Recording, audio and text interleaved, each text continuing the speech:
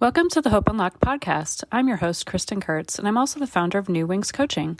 I help and empower wild-hearted and adventurous women of faith feeling caged and stuck unlock their true purpose and potential, break free from limitations, and thrive with confidence, courage, and hope. If you're curious to learn more about coaching with me, head to newwingscoaching.net and be sure to explore the show notes for ways to connect with me further. Get ready to dive in as we uncover empowering keys and insights in this episode. So tune in and let's unlock hope together. Welcome to the Hope Unlocked podcast. I'm Kristin Kurtz, your host. I pray this episode is like a holy IV of hope for your soul. Please help me welcome Tom Roy to the show. I am so excited to have him here. He is actually one of my dearest friends' fathers, and I know his story. At least I know most of it. And I know that there is somebody who needs to hear what he has to share today. The Lord really highlighted him to come on the show, and would love for you to just share a little bit about yourself before we get into it. Hey, Kristin, thank you for having me today. And up here in blustery Wisconsin, of course, you're in more blustery Minnesota, right? But that time of year. My story, man, I'm the oldest of 8 kids. Tom, Tim, Terry, Tracy, Todd, Tammy, Trudy, and Tony. And yeah, we lived in a 1,200 square foot house with 1 bathroom with 3 sisters. That's a little rough sometimes, but yeah, just blue collar family. And grew up going to a parochial school, but really didn't want anything to do with Jesus at that time. And I, in 8th grade, I think I was 5'3", and in 9th grade, I was 6'3". So all of a sudden, the basketball coach and coaches wanted to get in touch with me, and that started my, I don't know if it was a romance, but with sports, and played 5 different sports in high school, and kind of that was what defined me, and not at all really follow. I knew about Jesus, but I wasn't following him. I do the Sunday thing occasionally, but and then when I was 17, I got signed by the San Francisco Giants, and that took me to another level of worshiping sport, right? Because I thought I was going to be this star, and that didn't work out. But that's how God, I believe, brought me to my knees. At the same time, a young lady moved to our town from upstate New York, and I was the first to meet her, actually. She had just been in town, and I, like an idiot, had gone out and bought a couple of used cars. I don't know why I needed 2 cars, but needed insurance. And I thought she was at this little fair kind of thing with the insurance company. Well, she wasn't. She was standing there talking to the guy selling insurance. She was there for her church, which was right next to the insurance booth. Long story short, I asked her out. She had to ask her dad if we could go out. Of course, I took her to a nightclub, which probably wasn't the most comfortable thing for her. And when we got back to her house, I pulled way off to the end of the driveway for some night moves. And she said, "I'll be right back." And she went in the house and brought a Bible out. And I'm like, "What, are you kidding me?" And she shared, wait, what? Yeah, that's not why I'm here. And anyway, she shared the gospel with me. It's kind of tough to stay that mode when she's talking about all have sinned and fall short, and the wages of sin is death, Romans. And she shared the gospel with me, and I basically said, "All right, thanks." And I think it was Spurgeon said it's like letting a tiger loose, and it was probably about a year later that I'd say he trusted me enough to call me to himself, and that was kind of cool. Okay, I'm going to stop there. Now I'm a believer. I'll let you I don't want to do all the talking here, but No, the mic is yours. You have free reign here. But I did want to kind of go back a little bit to, sure. you were basically enlisted into the Giants, right? I don't know if that's the best way to put it, but they wanted you, and you said that there was something that pivoted. Like what happened at that moment to keep you from like walking on that path? Well, I was called a bonus baby. I got a little bonus back then. I have to remember this was back in '67. There Mm-hmm. wasn't the money there is now, but there was money. I'd always played high school sports just because I loved them, and uh, Mm-hmm. I'd done very well in basketball, but I wanted to play baseball, and so to be in Wisconsin, there were very few people that signed professional baseball contracts from Wisconsin. And being right Okay. outside of Milwaukee, I think I was the only one that I knew of. And so it Mm-hmm. kind of took me on an ego trip. I thought, this is it, man. Yeah. So when I say it took me to another level or two on this journey, I was pretty into myself, pretty thankful, but also, you know, Mm-hmm.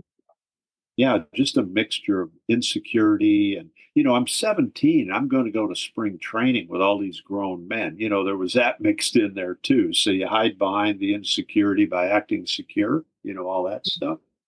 Uh, Mm-hmm.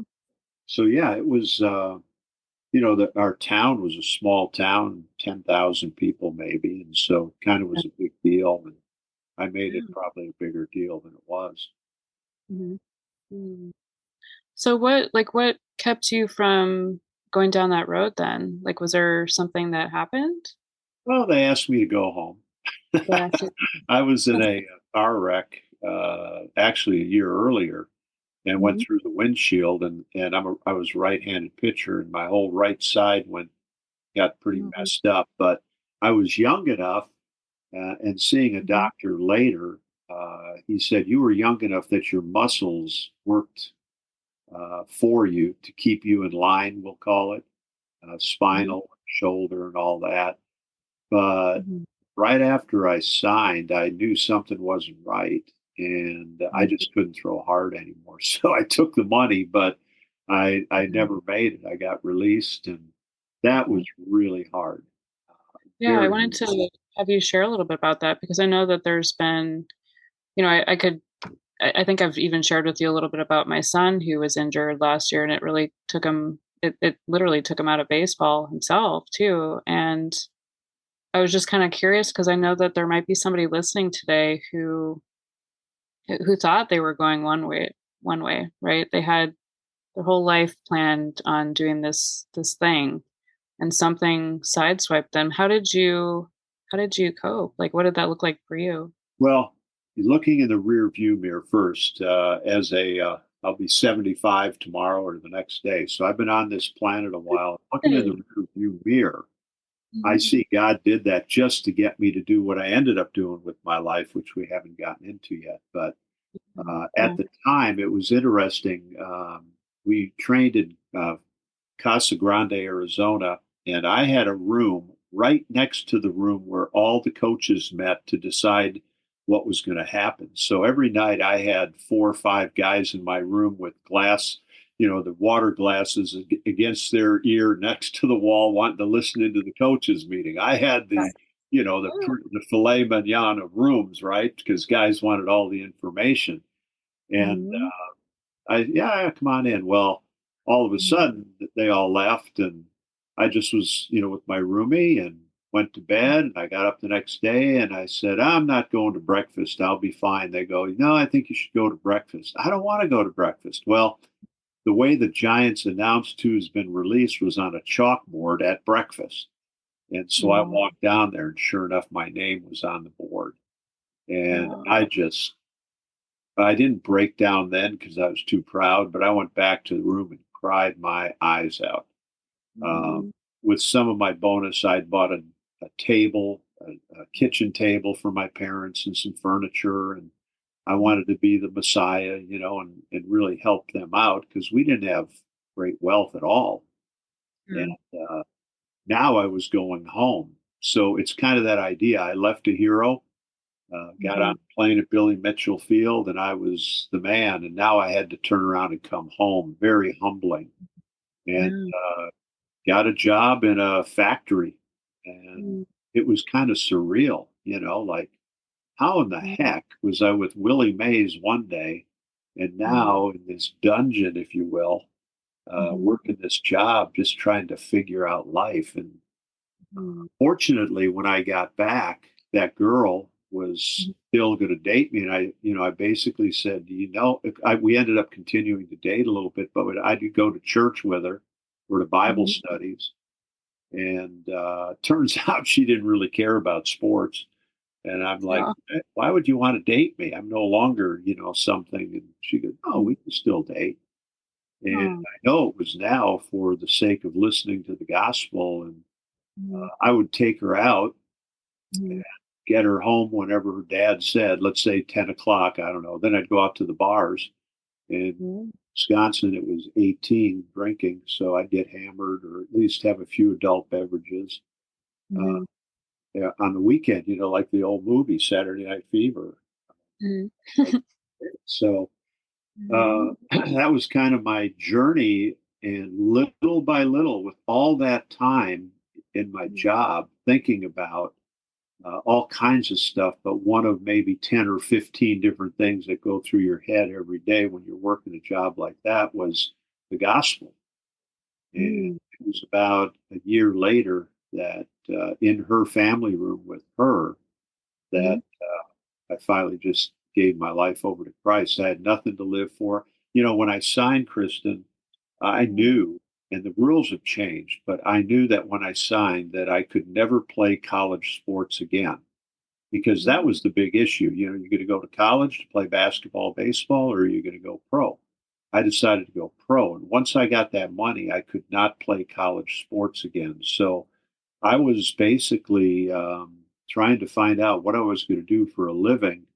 And so dating this girl and making some money and then going out on the weekends was kind of the life I had. mhm, And mhm. Did she know, like, at that point, like, after you would drop her off that you were heading to the bars after? I think so. Yeah, I think she Yeah. did. Wow. I So, like, you're at the job, right? You're at the job, you're like, what's, like, going through your head at that time? Do you well, remember? Like, I was there didn't a know. lot of lies from the enemy that, like, you're Yeah. you're on this path and it's like, Well, I yeah, was living for the enemy. I was on his team at that point. So yeah, all the things that go through your head about what does a win look like and what does life look like, and you have a mhm, little idea. I know your testimony a little bit. yeah, It's just eat, drink, and be merry, for tomorrow we die. And mhm, it's all about what's going to make me happy. I'm going to suck it up for 8 hours a day so that I mhm, can have some fun, whatever yeah, that meant when I mhm, was done. And I know that's how a lot of people live their lives. And I so yeah, empathize with people that are in jobs like that. And I try to reach out to them and care about them because I was there. And yes, by the grace of God, I mean, how did I get to do what I did for my whole life? It was the grace of God. And mhm, but the reality is, those are I don't want to say dark, uh, mhm, but depressed. Yeah, I was depressed and just had to yeah, put on the idea that okay, I'm going to act like I'm happy, but I had no mhm, idea, Kristen, what I was going to do the rest of my life. I was going to make $6 an hour and mhm, 40, maybe if I was happy or lucky, I'd get overtime on the weekend, right? Time and a half. And right, that was it. I had no idea of, even though I'd been an athlete, uh, mhm, I didn't have a goal for my life. I had a goal for my athletics, where I yeah, wanted to play basketball and all that. I was mhm, just existing. yeah. And, you look at and I can relate with what you're sharing as well in some respects because, this podcast is Hope Unlocked, right? And much of my life pre-Christ was very hopeless. Yep. It's And, hard to dream. what, It was hard to see, like, quote unquote, that light at the end of the tunnel. It was just very dark. yeah. And it was interesting because when I actually prayed out loud, I probably swore while I prayed, I'm guessing, because that Yeah. was the language. I was that kind of guy. But I Mhm, was really broken about trusting Christ for my salvation.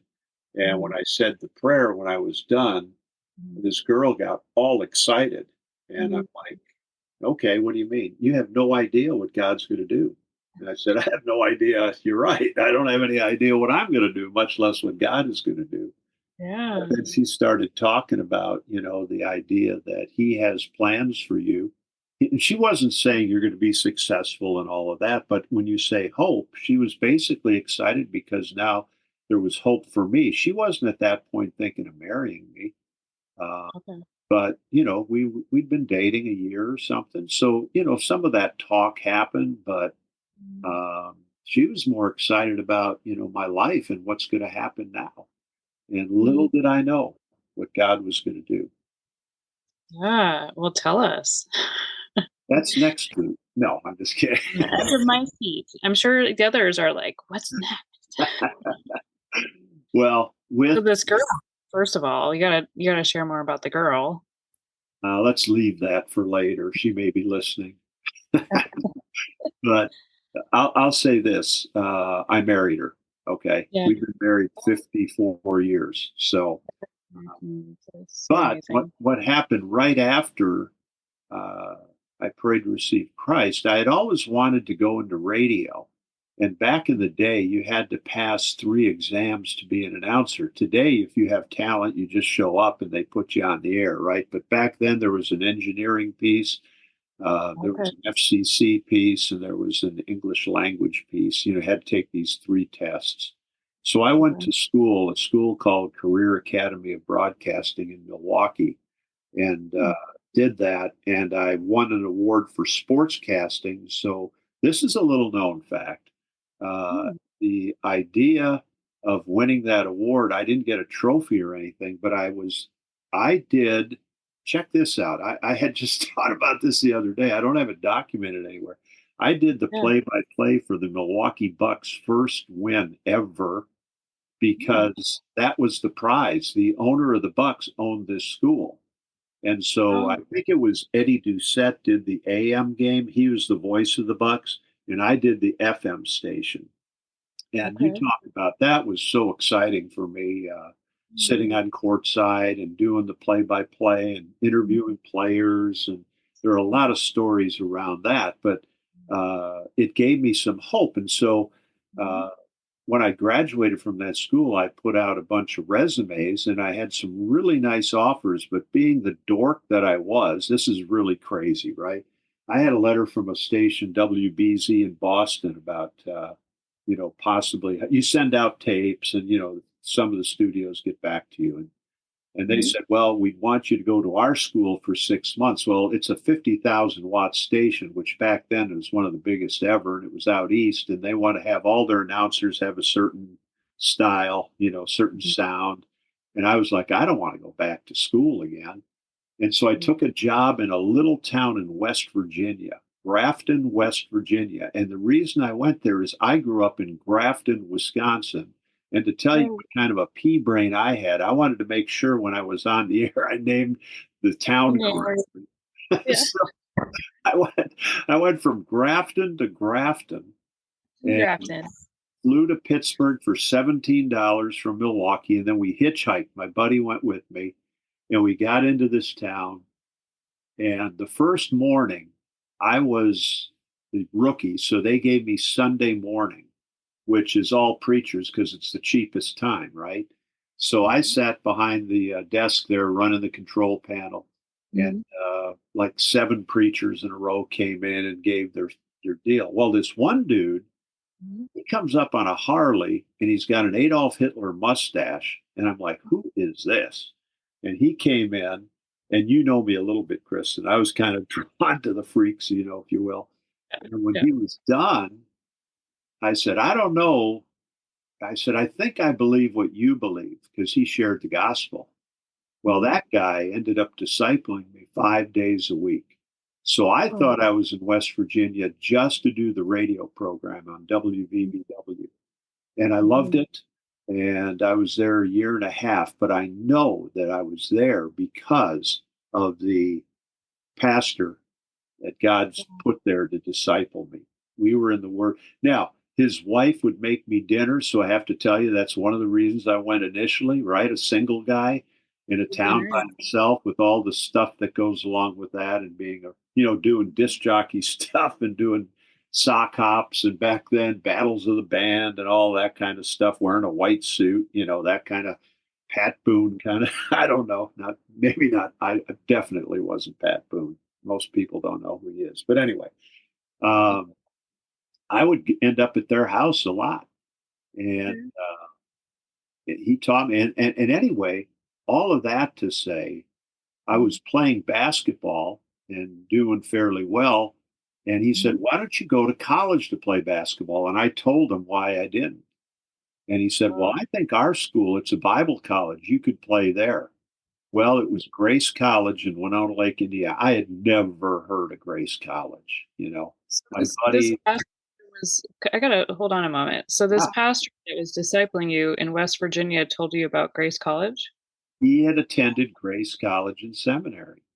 And he Okay. said, "I think you should be a preacher," after he had discipled me for a while. And I said, "I need to be a moving target. There's no way I could stand behind the pulpit, right?" And Right. because I was that guy. I'll give you an idea. My poster was Tom Roy, West Virginia's answer to air pollution, and a no shirt on with a necktie or a neck, yeah, tie, not a necktie, but a tie around my neck and long hair and all that stuff. So I was saved, but I was just barely in, right? I mean, I was a piece of work.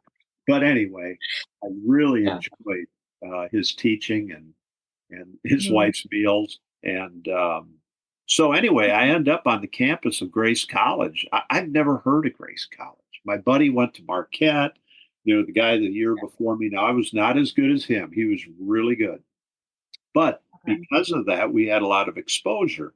And, Mhm. but I'd never heard of Grace. So I went Mhm. there and worked out, and the basketball coach who ended up being a coach with the Lakers, and he just retired from the Miami Heat in their front office. But at that time, he was at Grace College. He said, "Yeah, I think you can help us out. Do you play any other sport?" And I said, "Well, I'm not that good. I got released by the Giants." He goes, "I think you could play here." Well, Mhm. I knew that I couldn't play there, but he didn't. And so he wrote to the NAIA, and they rejected me every year. Oh. But what he did, Chet Kammer, and I owe him so much, is he made me a manager because that would be a work study job at a buck 60 an hour. But I suited up in practice, and I was really a coach player. I couldn't play in the games, but I got a real dose of what it looked like to not only be a coach, but to be a Christian coach. Mm. So my time there, I got paid to be. He tells people I was the best shooting manager he ever had. Right? I Mhm. really was a coach slash play the guy that shoots a lot for the other team and practice guy. Yeah. And then I was a bouncer, which you don't need a bouncer, but I got paid for that at the student union. It's basically breaking up people kissing, let's go, let's get out of here. Yeah. And I worked at a place called Penguin Point flipping burgers. Okay. But in that 4 years, I learned so much Yeah. of what a Christian coach looked like. Okay. And so, again, it was the formative years. Mhm. And before I graduated, a new high school, a merger, invited me down for a meeting. I had no idea. I didn't know why they called me, and they Mhm. offered me a contract. And that's a whole story because the superintendent said, "What do you teach?" And I said, "Well, I'm a PE major." He goes, "Oh, we got enough of those." And he Wow. said, "What's your secondary?" I said, "Speech and drama." He goes, "I don't believe in that. You're going to teach fifth grade." I said, "I don't have a degree for fifth grade." He goes, "You do now." He said, "I was told we needed a good baseball coach, and you were him. The superintendent of schools is a good friend. You're a fifth grade teacher for 1 year till we get that school built." Mhm. And so I ended up being a high school basketball, baseball, and football coach Oh, wow. for 3 years. Oh. And then I go to, and I'll be quick here on these things. You can um, stop me anytime. But I You're then good. went to Huntington College. They asked me to come down, and I was assistant director of admissions and baseball pitching coach there for 3 years. And then the president of Grace College came and visited me because Huntington's in the same conference, and he basically said, "What are you doing at this school? Why aren't you at Grace?" I said, "Well, I wasn't asked." He goes, "You are now." So I came back to Grace, and Wow. I coached there for 3 years. Okay. And that's when really things changed. But I had, what, 6, 10 years being marinated in coaching. And I really thought that was going to be my direction. I was a head college coach at age 29 or 30, something like that. And I had a lot of contacts. And I really think that, I thought at that time that that's my life now. I have a purpose. I have a direction. Yeah. Well, and it's so beautiful too that, in all of these trails, like it was like you were being ushered in. You weren't necessarily like knocking on the doors, right? Exactly. I mean, it's crazy. What that girl had told me, who's now my wife, Carin, Yeah. really was happening. That I didn't have a clue what I was doing. That's pretty much all of my life, but I didn't have a You say that clue. again. I think you need to say that again because somebody needs to hear that. I didn't have a clue. I'm so proud of that. I know. Me too. Like Yeah, somebody needs to hear that. yeah. I Okay. was just living my life day by day, and Oh, uh, between Coach Kammer believing in me and the professors, I'd never seen anything like this. These men in particular uh, leading like Jesus. And yeah. Grace was such a great experience for me. Then thrown into a public school and seeing that side of it, and then a Christian college, another one, Yeah. Huntington, and then back. He Mhm. was just, I it's crazy, Kristen. I Mhm. just look back. I was reflecting the other day before as I was thinking about this podcast. Mhm. How, I don't know if I ever applied for anything. I applied myself, but I'm trying to think. Maybe Huntington, I heard, well, you had to apply, right? So even with Grace, when he said, you be our coach, I had to apply, but I didn't proactively go after him. So Great. that was Yeah, pretty the cool. doors were literally opened for you. Yes. And then it even gets more exciting. And that's I next. can't wait. Yeah. This is Now, where can you, I ask you, this time as you were, in preparation for what's next, were you guys married at this time then? yes, we were married, spent our honeymoon at a Christian camp in Wisconsin in an old log room that the bed was 5'8" and I'm 6'5", one of those deals. Uh, it was rustic. And the next week I'm in college. And Yeah. so we were married 1 week, loaded everything Beverly Hillbilly style in a truck and Mhm. drove to Indiana Yeah. and found an apartment. A missionary there rented us an apartment for $100 a month, and that included utilities. Wow. And spent the next 4 years on Grace campus, made it somehow, and ate a Mhm. lot of rice-a-roni and hamburger helper and stuff Mhm. like that. By the way, my wife is an awesome cook, so I think back to her having we had to eat that stuff. It was good. Preparation, right? Perseverance. Yeah. Well, let's share more about that next door that opened, Well, that next unexpected door. yes. So in we're back at Grace now, and I'm loving it. And Mhm. I love the kids, and I would do devotions. I maybe overdid it. Practice every night. I had a short devotional for the guys, so I maybe overdid it, but Mhm. was really living the dream. And I was associate director of admissions, and I was in charge of international recruiting. So I'm flying all over, and it was Mhm. kind of a cool time. And a friend calls me from Milwaukee and says, "Hey, Billy Graham is doing a crusade here in Milwaukee, and they're doing a baseball clinic because the Milwaukee Brewers were a brand new team." Okay. And he said, "I thought I'd let you know that." Now, what I was doing in the summer is I had a little business with a friend, Steve Petty, and we did baseball clinics. We called it Diamond Enterprises. And some teachers in the summer paint. We just decided to do the baseball clinic. Yeah. And so I had an idea of how to do clinics. Well, I called the Graham Association and talked to a guy named Ron Adama, who was in charge of the Milwaukee outreach. And he Mhm. said, "Tom, we don't have a clue how to do a baseball clinic, but with the Brewers being new, Mhm. we just thought, it would be kind of cool, but we don't know how to do it." And I said, "Well, you want me to do it?" He says, "Sure." So I go to the game the night before. I'm in the Yeah. upper deck at Milwaukee County Stadium on a napkin writing out how we can do this thing. I love it. He had already gotten the Yankee players and the Brewer players to come out. I didn't know these guys. And we got to Martin Luther King Field. 700 people showed up. And Wow. I'm there in a running suit with Tommy John and Bob Watt, these baseball guys, and I'd never met them before. And I showed them on this napkin basically how we were going to do it. Well, when we got finished, I stood at home plate. So imagine me at home plate facing the crowd behind the fence, 700 people, adults and kids. Uh-huh. And I interviewed a couple of the players about their faith. And then I gave the gospel. And we had over 70 people come forward. So just imagine, I'm standing at home plate, and just like a Billy Graham crusade, I said, if you want to ask Christ to take over your life, just come through those gates. And there were adults and kids.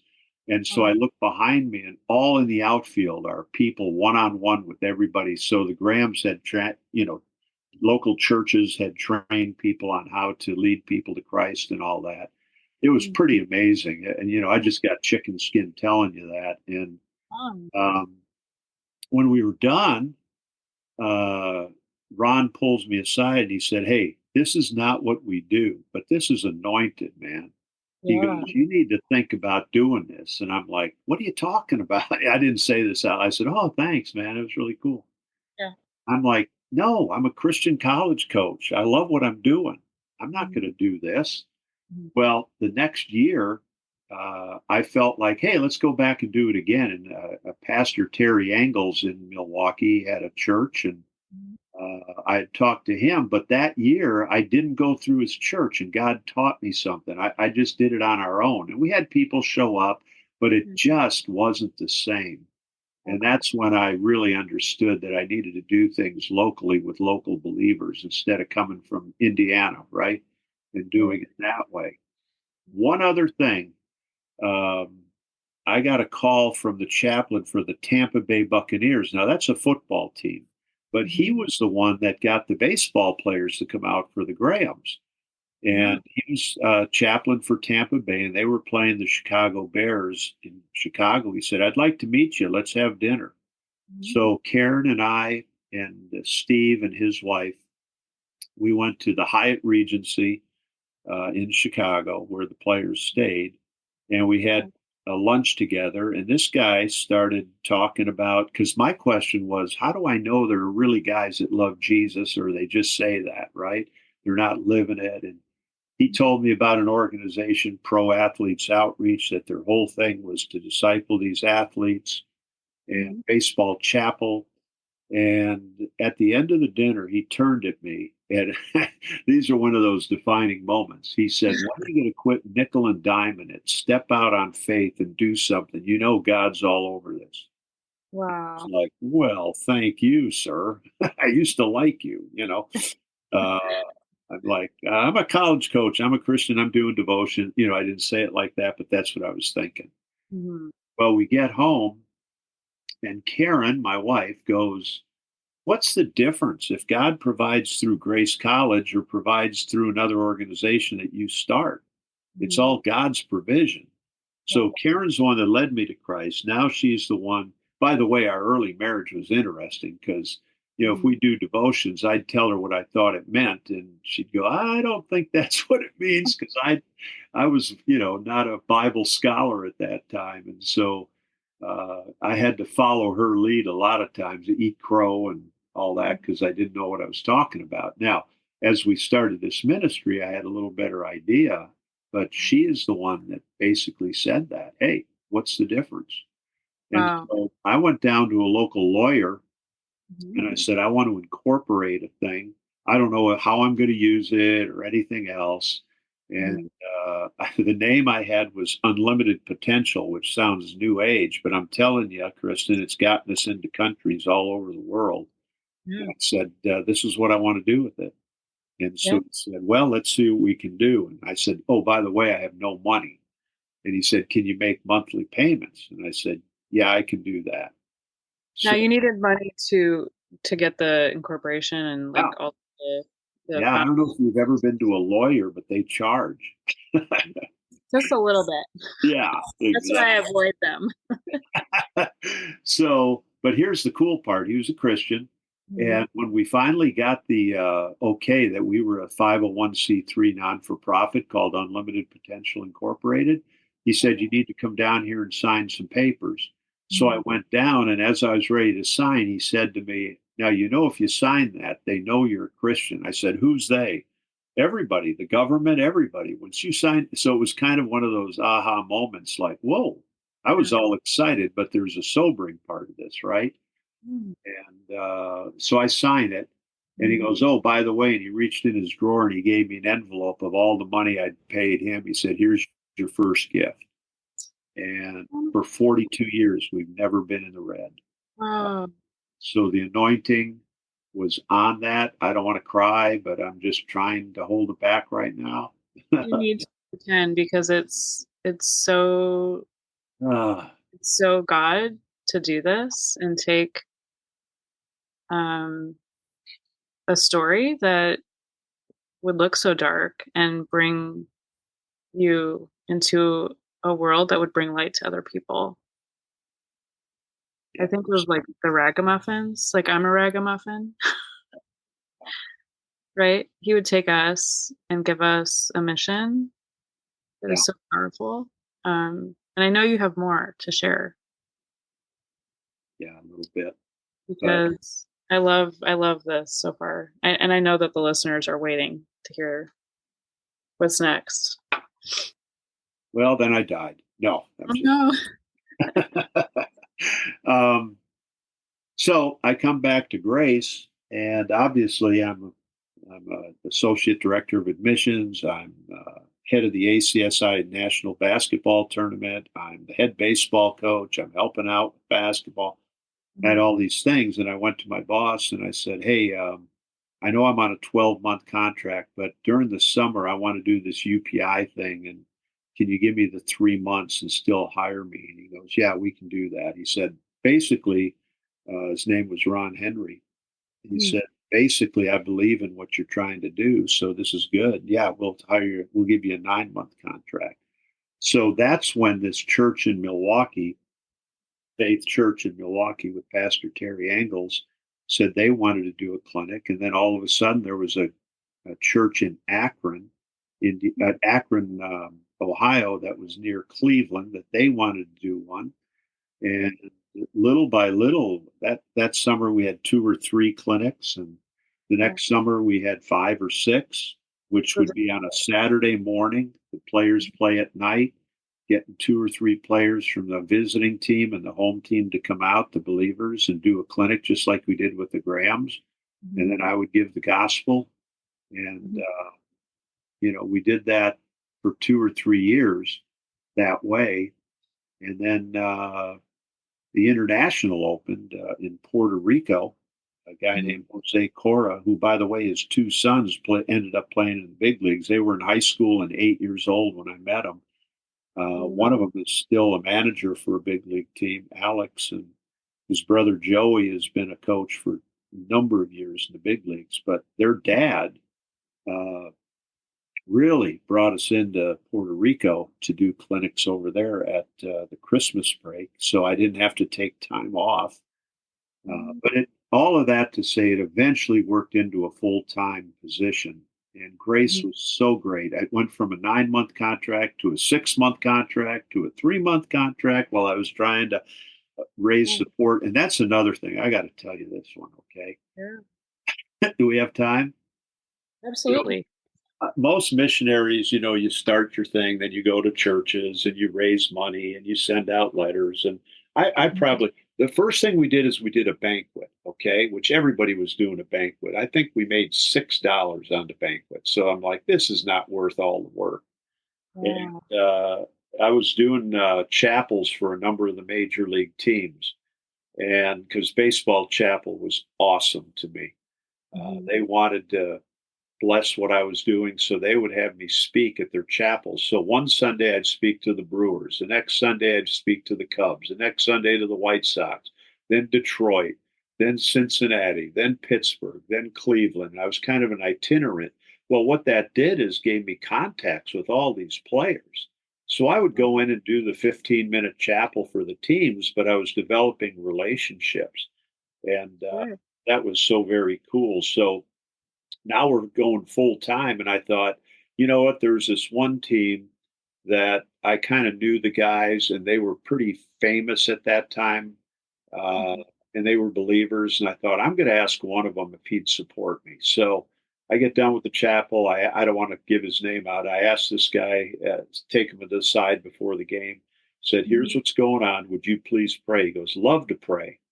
So I Mhm. come back in 2 weeks, and he goes, "Hey, we prayed and God said no." I'm like, "What? Oh, This is brutal." yeah. And I had, again, the pride issue. And I Sure. had a long ride home from that particular park. It was 4 or 5 hours from Indiana. And Mhm. as I'm driving home, I did not hear an audible voice, but in my spirit, I heard, "Tom, you just do what you do. I'll get you the money. I don't want you asking for money." Okay. And Yeah. I'm like, "Are you kidding me?" And I Mhm. didn't hear an audible voice, but I went home and shared that with Carin, and that was the profile I took. We're not going to ask. Okay. And like I told you earlier, we've never been in debt in 42 years. Now, Wow. as we added staff and we added some great guys, they Mhm. didn't have that same conviction. And so they would ask, and in God's economy, this was about me, about my pride, and Mhm. about I'm going to do this, and I'm going to go out and raise this money, and I'm going to, all that kind of stuff. Mhm. So that was specifically for me. Uh, Okay. and then, we did get on when we'd add staff and have churches support us and individuals and all that kind of stuff. Mhm. Uh, but I was, Kristen, I was on the road 1 year for sure, 300 days, because I Mhm. was it. I was the only one. I had an administrator, Phil Menzie, that helped me out. Mhm. And then Karen's dad pulled me aside and basically was Jethro, saying, "Hey, Moses, you can't do this all by yourself. You got to have some help." Yeah. Uh, a guy named Tim Cash, who had been released by the Astros, was a godsend. And he Mhm. lived in Atlanta, Georgia. I met him at a conference, and about a year later challenged him, and he moved to Winona Lake, Indiana, finished his college degree. He had signed after his junior year of college. Okay. Then Donnie Gordon, who pitched in the big leagues for the Indians, when his career was over, he came on. And then Mickey Weston, and the staff just kept growing. So it Mhm. went from me doing everything to Tim being the North American director, meeting with the players, and he did an awesome job of Mhm. ministering to major league and minor league players. Donnie came on as a discipleship guy, and both of those guys stayed with UPI for I think over 20 years each. So they were really committed. You know how it is in churches and parachurch ministries, right? 2 to 3 years, and they move on. These guys Um, were really committed, and then mm, it just kept going. And today they're still doing it. I retired in 2019, I think it was, that's and started another thing. But yeah. even as I'm telling you this, Kristen, it's just this is not something I did. I just was trust and Mhm. obey, right? I don't know what I was doing. I was just showing up, and There's God, the word again. I didn't know what I was doing. You showed up. You're willing. You're willing. Like, this is what I'm doing with you. Like, yeah, it was a I knew how to right? teach some baseball, but small Christian college and high school, and Yeah. next thing I know, I've been to 68 countries and spoken to Major League Baseball players hundreds and hundreds of times, chapels, and Yeah. just crazy, Incredible. just Well, I crazy. would love if you could think of, like, one story, you don't have to name names, but in that time that was, like that comes to first of mind, like, that was so impactful maybe to a player or, um, somebody you met on your adventure with UPI. Would you be able to share that testimony? Quite honestly, there are quite a few. And so I Okay. don't want to single any out, but I'll give you some 30,000 foot stuff. I just remember I would take these guys on missions trips, Mhm. Thailand and Germany and Russia and China. Russia and China invited us in because in 1984, I think the Olympics took on baseball, and every country in the world, talk about timing, right? Every country in the world needed to know how to play it. And so we had if I say I'm going to bring a major league player with me, and we're not going to charge you, you just have to put us up, right? What country's not going to take us? And so we were the first ones to go to Russia, USSR back then. And that's a whole story right there. And China and all these places. But my point being, the change in these athletes when they came home, a number of them, especially there in the beginning, started their own ministries, whether it was giving financially, God put something on their heart. These were men that were, very, very talented athletes. When they're overseas, they're not in control of anything. When they're in the States, everybody knows them, right? But over there, they didn't know the culture, the languages, and the Holy Spirit got a hold of them. And so thankful for so many that their lives were changed, not by me. I mean, we do devotions, but just that same process that they obeyed, and God dunked them in and said, okay, we're going to show you a different angle of what life looks like.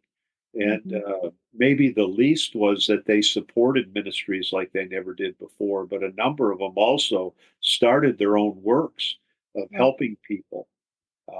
That to me was so cool. And then me passing it on, I got out of the limelight, not the limelight, but I wasn't speaking as much because I had a staff now. That was a whole transition. I was a young leader, right?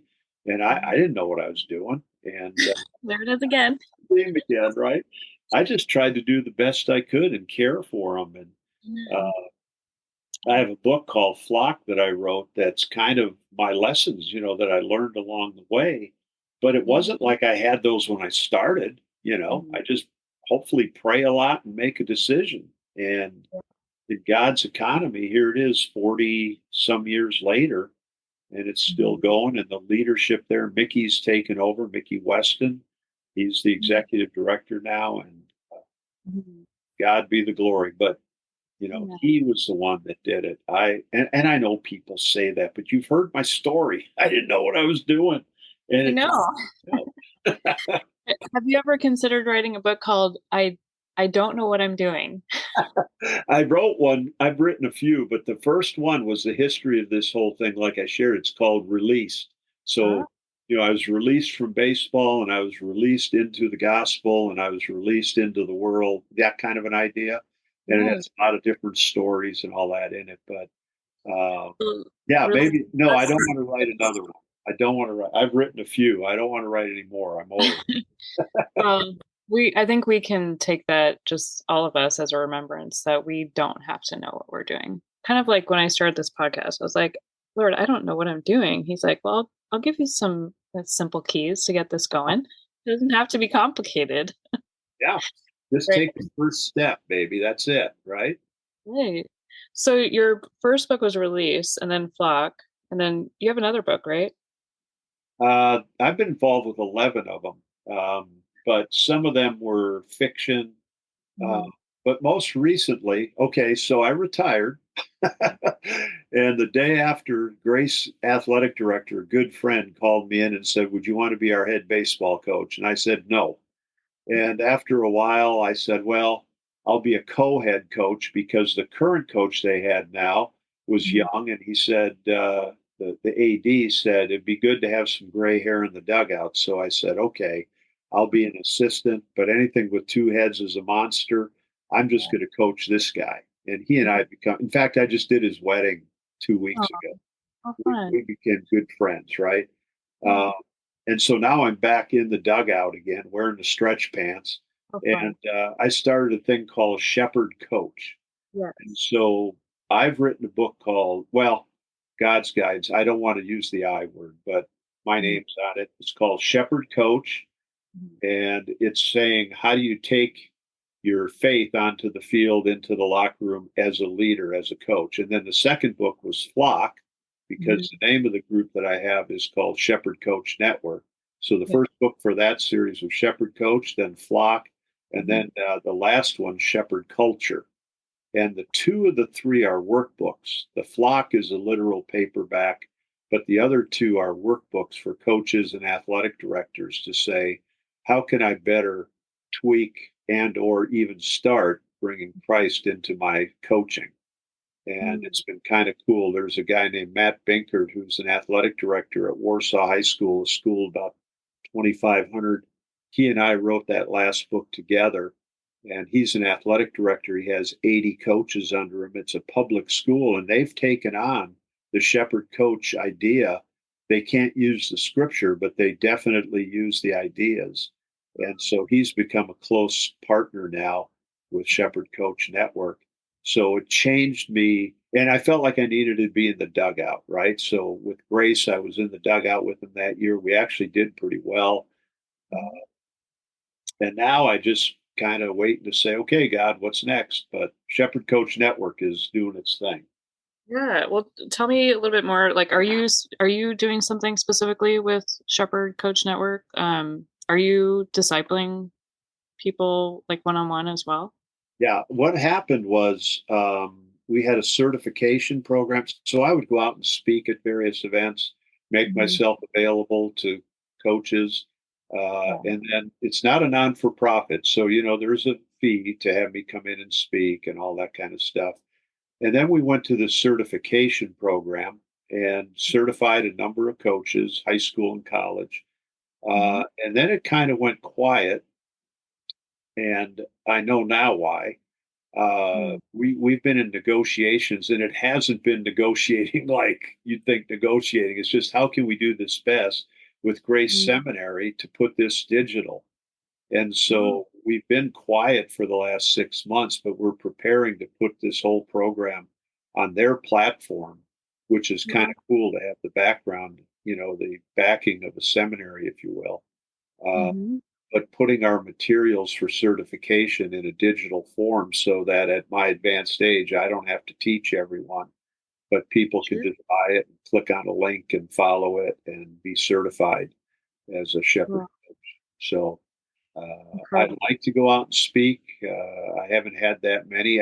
We have this place in Wisconsin, and Carin and I Yeah. finally last summer got away for the whole summer and came up here. Oh, We're enjoying it, but I still every day I try to say, Lord, if you want to use me, I'm available. But right now, yeah. that's been investing in the format, and we're going to start filming here pretty soon for these. Oh, Hopefully, wow. have it out by spring. So it'll be kind of like a digital course where you do videos, there's, curriculum in essence. And teachers, for example, they can take it. They have to have continuing education, and they Mhm. can't get credit, but they can get continuing ed credit, if you will, to Mm. say, no, I'm continuing to learn Yeah. taking this course. So we'll see what happens. But I'm Yeah. just thankful at 75 I'm not 75 yet. I'm 74.98. I've got two, And nice. Yeah. but to be able to have opportunity to do this kind of stuff.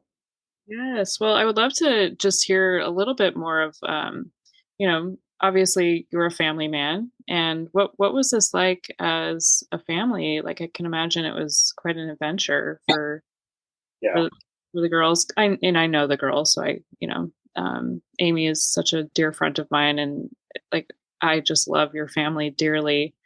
Amazing. But what was that like for you guys? You know, together, like walking You this know, out. this doesn't sound very good, and I'm just going to say it like it is. My biggest disappointment were people in the church saying your kids are going to be a wreck because you're traveling so much. And, Mm. we as a family said, this is our ministry. And Carin was awesome having the girls pray. And dad's Yeah. here today. He's in Africa. We need to pray. And, you know, Yes. but often I would hear, you've got to be home more. And I understand that. I totally understand that. Yeah. But the bonding my daughters and I have is like none other I've seen. I mean, I just love them to death. Yeah. And they both love Jesus with all their hearts. And I think coming out of it, I think they just saw instead of just heard. You know, Yeah. they saw what I Yeah. was doing. And the board was so smart in this regard, in many regards, brilliant, spirit led. But they said when they're in high school, you take them each with you to a country. So for Oh, 4 years, Amy went with me to a country, and for 4 years, Lindsay went with me to a country where it oh, was us for a week, 2 weeks mhm. in Africa and Thailand. I took Amy to China. It changed her life as she Oh, saw people living under communism. And we'd mhm. walk out of our hotel every day, and there was a little kid in a lean-to, with a Oh, parent sleeping on the ground, and mhm. it really touched her heart. And Mhm. we were in a fire together. Our room started on fire, and I mean, just crazy stuff. But my point being, they knew why mom and I were doing what we did, and Carin was the hero. She was at home, and I had two daughters, so she knew how to, speak to them and handle them. And I'm sure I know I came home times tired, so I'd given it all on the field and then Yeah. come home and just be a grouchy old, I'm going to just not do anything. Mhm. But we had so many awesome family times. Yeah. Uh, Another thing was we started doing summer camps, and I went to Maranatha and to Camp of the Woods, and we'd take the family, and those would be our vacations every summer, 2 weeks. The Wow. kids would have a great time, and I would do a baseball camp and do some teaching, meaning Bible teaching. Yeah. Uh, and we'd have just trips we could never have afforded on our own, right? So Yeah. I think that in retrospect, the story was they could tell, I hope, that I loved them. I remember we had a tape to tape, I'm getting long here, but we had a tape to tape, reel to reel kind of player. And I would record every night something for them, like when I was in China. And Carin would, before bed, push a button and they'd listen. They were just little kids at the time, and I'd Wow. tell them a joke or something and then tell them a little story about Jesus, and then they would pray for me, right? Something to have them hear my voice, or I would leave them cards and letters. So it was definitely different, but God Yeah. honored it. And Yes. both of our daughters, because of Jesus and because of Carin, Mhm. turned out to just not be bitter at all, but just love Jesus with all their heart. Yeah. And I can see it, like, no family is perfect, so I'm not saying that your family is perfect, but if you look at the fruit of what the Lord has done with you and with Karen and with Amy and with Lindsay, it's just you guys are all such beacons of hope and love and joy, and the fruits of the spirit just seep through all of you. And I have to say that you got a fruit of the spirit of funny too. Well, here's the deal about being a parent. I had Yeah. no idea what I was doing. There we go. I think we could just leave it at that. Like, what do you think? Yeah. I think thank you for seriously for opening up about your journey, and I know that there's so much more for you. It's beautiful that the buck doesn't stop with just the adventures that you've been on. You're in a place right now of multiplying so that you can leave this as a legacy as well, right? Well, yeah, I'd appreciate prayer from anybody that's listening that's a believer. If you're not a believer, be in touch. I'm glad to give you my email. But Yeah. if you are a believer, yeah, this filming would be interesting. Kristen, I've grown my hair out to be like a hippie again. And I don't know. And I have to make a decision. Should I cut it so I look like a nice preacher, or at least like a baseball coach, or should I continue to be Arlo Guthrie? I don't know. I have to figure this out. Hmm. I thought about You know, I think you just be you. I always tell people, be fully you, whatever that looks like in this season. Um, so one question that I do like to ask at the end is if you're imagining one person that's listening in today, and it's not necessarily even a question, but it's more of a just imagine somebody's listening into you today. Is there anything that you would want to speak over them as they've been listening to you in your story, and maybe they resonate with it? Is there anything that you have on your heart? Something else that you would want to say to them today? Yeah. I think that, God has given me an evangelistic heart. And I would say to anybody that is not following Jesus, that doesn't know who he is or whatever, Mm-hmm. remove the clutter of church and everything and just come to the grip. Who is Jesus? Mhm. C.S. Lewis said he was either a liar, a lunatic, or who he said he was, because he Mhm. said he was the Son of God. Start there. I didn't know what I was doing. And I prayed that prayer. And now I'm not saying that people, if they say a prayer, are going to travel the world. And please don't hear that. I'm not saying that at all. But it's the idea of this. It gave me hope. It Yeah. gave me hope. And then he gave direction. But it was kind of like a blind man. He was leading. But I would say, who is Jesus? And then if you are a believer, and I don't know what your journey looks like, but I want you to think of the wisdom of my wife, Carin. Mhm. Hey, why not? I mean, that was huge Yeah. because I had this pressure to provide for the family. I had the pride of saying I'm going to be a Division I college coach and da da da. That was my dream. Yeah. But bigger was the idea I had to provide for the family. And now she's saying, hey, God is God.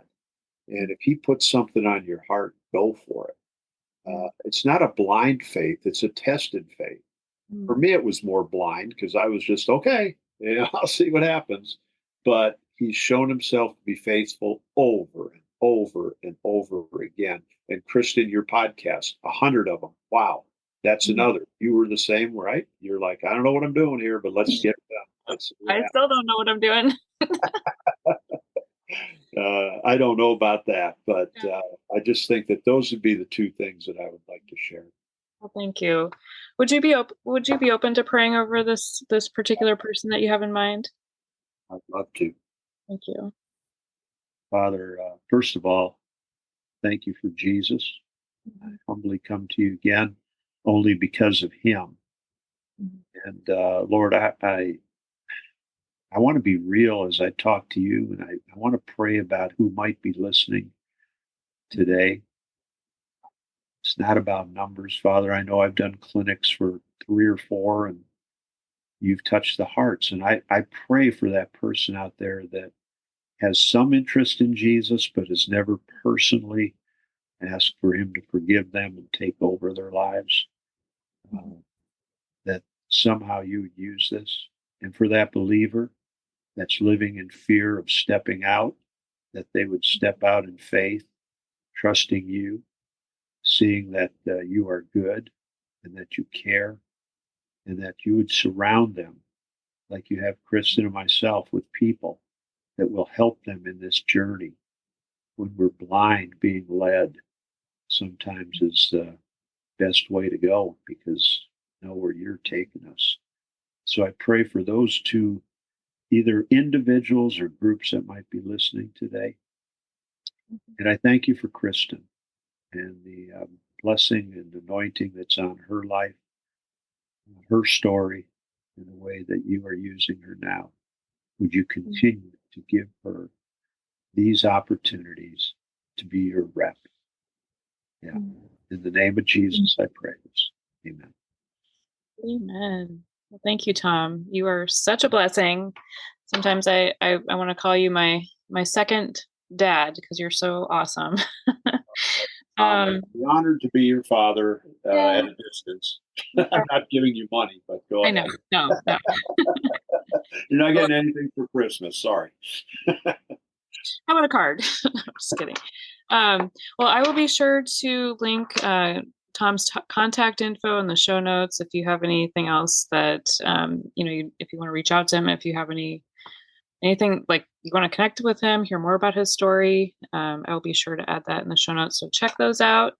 And I will be back with another episode next week. Thank you so much, Tom. I appreciate your voice and keep going. You too, Kristen. This has been a great opportunity. I hope God can use it. Yes, So, you absolutely. know why? Because I don't know what I'm doing. Amen. I'm with you. We're in All it right, together. girl. All right. See ya.